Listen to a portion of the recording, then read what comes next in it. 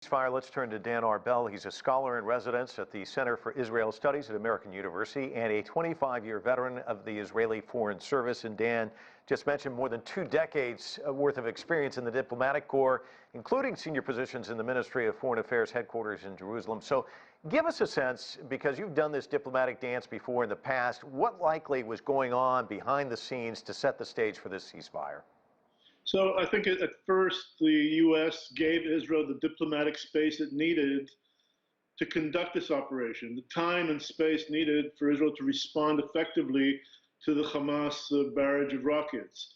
At a certain point, as Israel was responding pretty effectively, and as the death toll in Gaza was increasing and destruction in Gaza was kind of seen on the TV screens around the world, then I think that the administration was under pressure here at home and also by the international community to do something to hold off Israel, or to tell Israel, okay, you've had your time, you've had your space, it's enough. You should think about de-escalating, think about ending this. And so I think that was kind of a push and pull between Biden and Netanyahu. Netanyahu wanted more time. Biden wanted him to shorten that time. Eventually, I think yesterday's conversation, which was reported by your correspondent, was important. As Biden was saying, we expect serious de-escalation today. It took another 24 hours. The U.S. does not have the direct contacts with Hamas, of course, and it needed Egypt, Qatar, and other countries to come to its assistance to kind of impose and pressure Hamas to agree.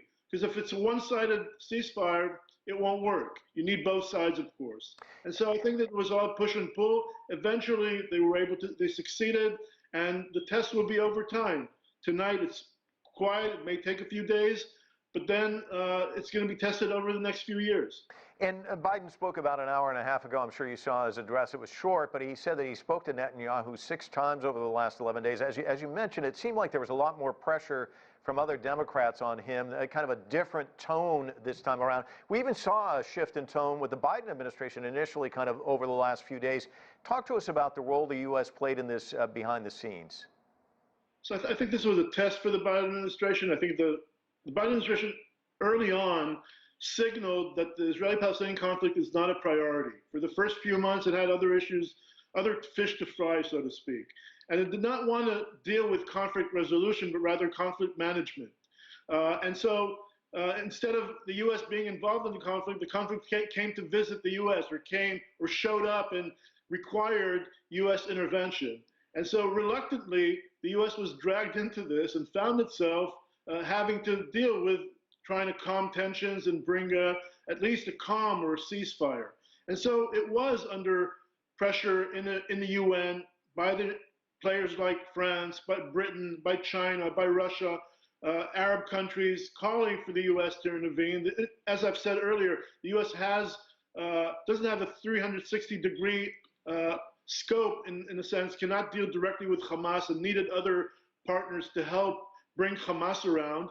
But it was a diplomatic achievement for the Biden administration, and I think that tonight they can really feel much better about their capabilities. But this will require more attention from the administration. It will require more steps on the ground to make this happen in the future, to secure and to stabilize that area and to prevent more eruptions or clashes in the future. And Dan, Biden commended Netanyahu, but he also thanked the Egyptian president. And you heard our correspondent, Adel El-Marouhi, saying that in Cairo, this is seen as a major diplomatic achievement. Talk to us about Egypt and the role that they played. So as your correspondent has mentioned, Egypt played an important role, and traditionally it's always been helping in trying to bring tensions down between Israel and Hamas.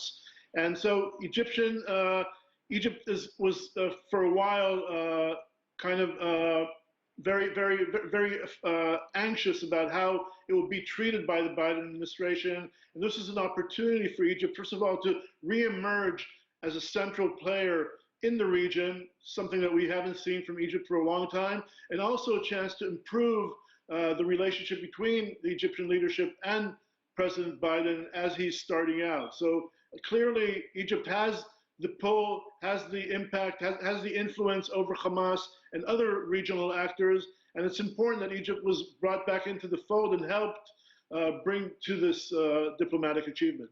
Dan Arbell, thanks so much for your analysis. Appreciate it. Thank you. Have a good evening.